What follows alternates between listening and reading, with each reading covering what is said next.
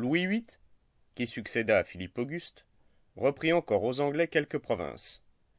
Mais il mourut trop jeune, laissant un fils qui avait à peine 11 ans. Ce fils devait être une des plus belles figures de l'histoire.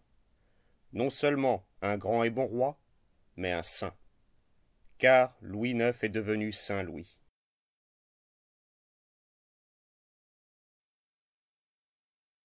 Comme il était encore trop petit pour diriger les affaires, sa mère, la reine Blanche de Castille, les conduisait à sa place. Pour la première fois, on vit une femme gouverner la France. Et Blanche de Castille s'y prit si bien qu'on la cite en exemple. Il y avait de méchants seigneurs qui, voyant régner une femme et un enfant, se dirent que le moment était venu d'en finir avec les Capétiens qui prétendaient les commander. Mais d'autres seigneurs fidèles et les bourgeois des bonnes villes aidèrent la régente à les punir. Et quand Louis IX fut majeur, il trouva le royaume en ordre. Ce qu'il aimait le plus, c'était la justice. Aussi était-il juste en tout et avec tous. Mais il n'était pas faible pour cela, car la vraie justice veut aussi que les méchants soient punis.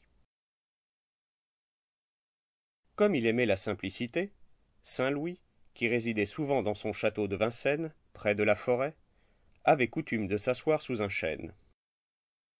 Là, tous ceux qui avaient à se plaindre de quelqu'un venaient librement le trouver et lui raconter le tort qu'on leur avait fait. Le roi n'ordonnait pas aux plaideurs de se battre en combat singulier. Il décidait selon ce qui était le droit de chacun. Quant aux voleurs et aux assassins, il n'hésitait pas à les faire pendre. Et depuis, on s'est toujours rappelé qu'il n'y avait pas eu de meilleure justice que celle qui était rendue par le bon roi sous son chêne. Il fut avec les ennemis de la France comme il fut avec les Français, car il voulait que le bon droit fût du côté du royaume de France. Aussi, quand les Anglais l'attaquèrent, il leur fit sentir la vigueur de son poing, et il les mit en déroute à Taillebourg. Mais, préférant l'amitié à la violence, il rendit 2 provinces au roi d'Angleterre, à condition que celui-ci renonçât au reste, et le reconnut comme son suzerain. Cependant, Saint Louis, qui avait une piété fervente, avait appris avec douleur que Jérusalem n'était plus aux mains des chrétiens, et que, de nouveau, le tombeau du Christ était tombé au pouvoir des infidèles. Aussi, ayant été très malade, fit-il le vœu s'il guérissait, d'aller délivrer la Terre Sainte.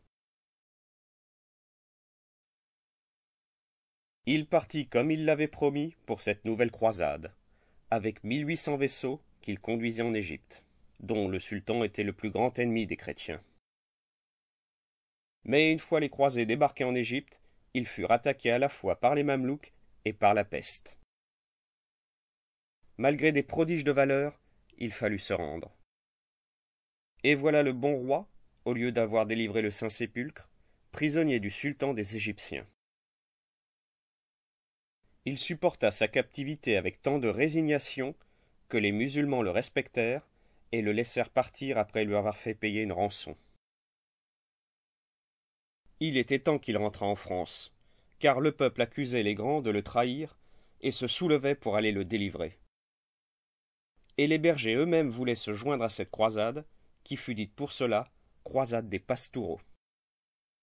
Le retour du roi calma ces pauvres gens, mais on voit comme il était aimé. Il resta encore quelques années en France, gouverna avec sagesse, et faisant en sorte que tout le monde eût son dû et fût heureux.